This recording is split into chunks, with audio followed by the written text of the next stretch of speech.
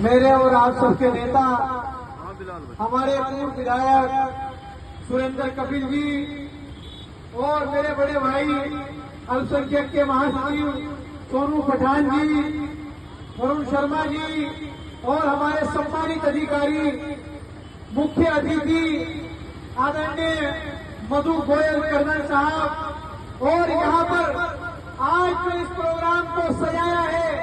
आदरणीय मुंसरीन उर्फ मट्टा साहब और पंकज एडवोकेट साहब को मैं मुबारकबाद देना चाहता हूँ। इस शेर के साथ जो आने वाली नस्लें हमेशा ताउम्र याद रखेगी कि हाँ शहीद वीर अब्दुल हमीद साहब भी कोई शख्स थे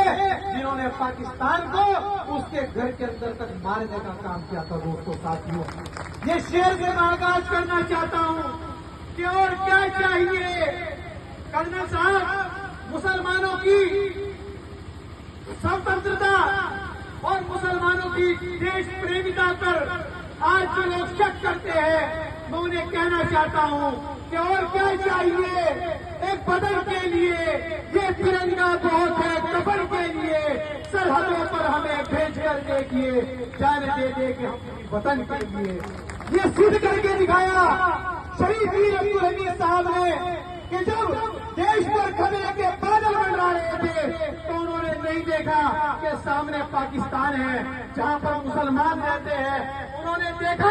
कि अपने देश को देखा, उन्होंने देखा तो 140 करोड़ देशवासियों को देखने का काम किया। दोस्तों, मैं आप सभी से कहना चाहता हूं, जब महात्मा गांधी ने आजादी की लड़ाई लड़ी तो उन्होंने एक किताब लिखी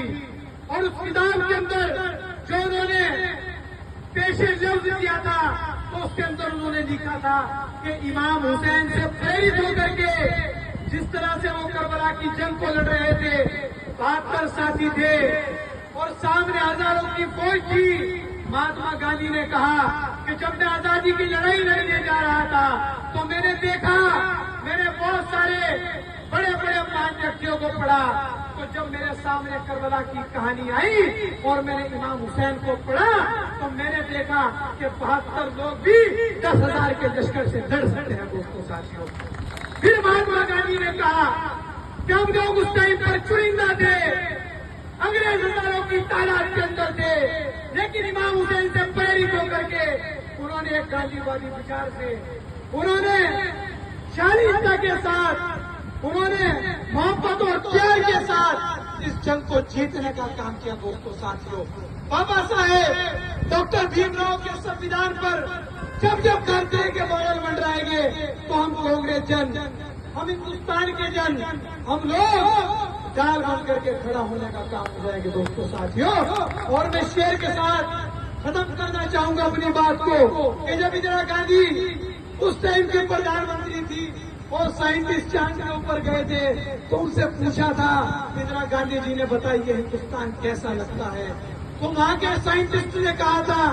कि मैडम मुझे ये बात कहते हुए कोई गुरेज नहीं होता है कि अल्लामा इकबाल ने कहा था कि सारे जहां से अच्छा हिंदोसिता हमारा, हम बुलबुले हैं इसकी, ये गुलसिता हमारा। मजहब नहीं सिखाता आपस में बैर रखना, हिंदी है हम वतन है, हिंदोसिता हमारा। बहुत बहुत मुबारकबाद, खुशी हुई।